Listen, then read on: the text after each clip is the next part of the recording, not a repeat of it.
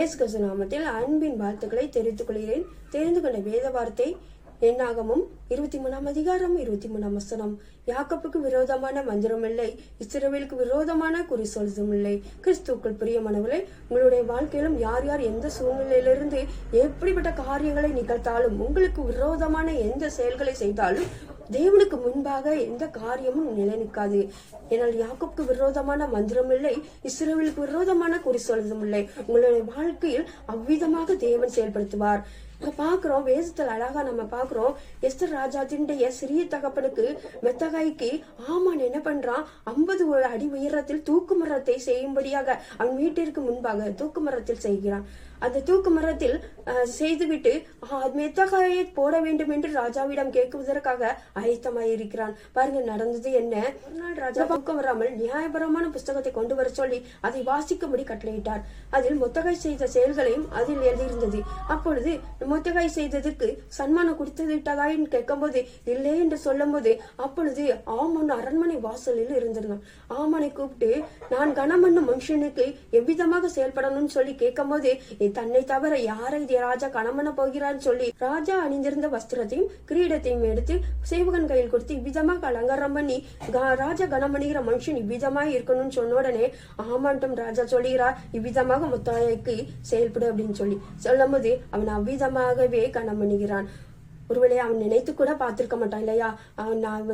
அவன் மொத்தக்காயை தூக்கு மரத்தில் போட வேண்டும் என்று சொல்லி ராஜாவிட கேட்கணும்னு சொல்லி வந்திருக்கும் போது அவன் இப்படிப்பட்ட சூழ்நிலையில் இருப்பான், இப்படிப்பட்ட சூழ்நிலை நடக்கும் சொல்லி அவன் நினைக்கல கொஞ்சம் கூட.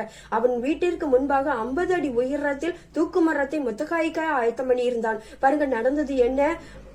காலங்கள் மாற மாற என்ன ஆகிறது, அவனுடைய சூழ்நிலைகள் மாறுகிறது. அதுபோல் உங்களுடைய வாழ்க்கையிலும் சூழ்நிலைகள் மாறும்.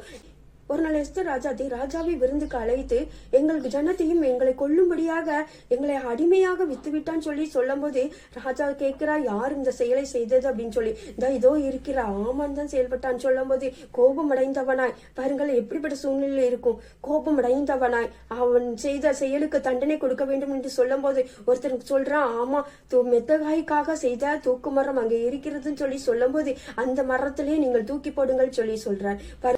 பாருங்கள் எப்படிப்பட்ட சூழ்நிலை அவனுக்கு காணப்பட்டது. மொத்தகாயை தூக்கி போட வேண்டும் என்று தன்னுடைய வீட்டிற்கு முன்பாக தூக்குமரத்தை உண்டாக்கி வைத்தான் இல்லையா.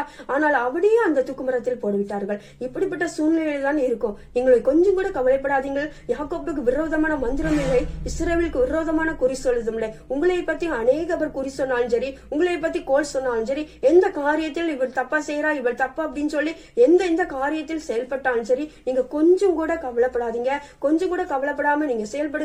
அனைத்து காரியத்தையும் தேவனுடைய கரத்துல நீங்க கொடுத்து நீங்க செயல்படும் போது இவ்விதமாக செயல்பட்டது போல் உங்களுடைய வாழ்க்கையிலும் செயல்படும். யார் யார் குறி சொன்னார்களோ, யார் யார் உங்களுக்கு விரோதமாக செயல்பட்டார்களோ அத்தனை காரியங்களும் தேவனுக்கு முன்பாக நிலை நிற்காதபடி தேவன் உங்களை மகிமையான காரியங்களை நிலைநிறுத்துவார். அது மாத்திரமல்ல, நீங்க கண் கலங்கி கலங்குவதற்கு தேவையில்லை. உங்களுடைய வாழ்க்கையில் தேவன் மகிமையான காரியங்கள் செய்வார்.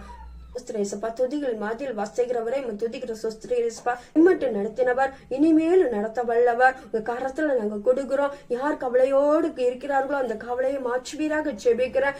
யாக்கோப்புக்கு விரோதமான மந்திரம் இல்லை, இஸ்ரவேலுக்கு விரோதமான குறி சொல்லுதும் இல்லை என்ற வார்த்தையின்படி ஒவ்வொருவருக்கும் செயல்படுவீராக ஜெபிக்கிறேசப்பா. உடைய இயேசுவின் மூலம் ஜெபிக்கிறோம் நல்ல பிதாவே, ஆமேன்.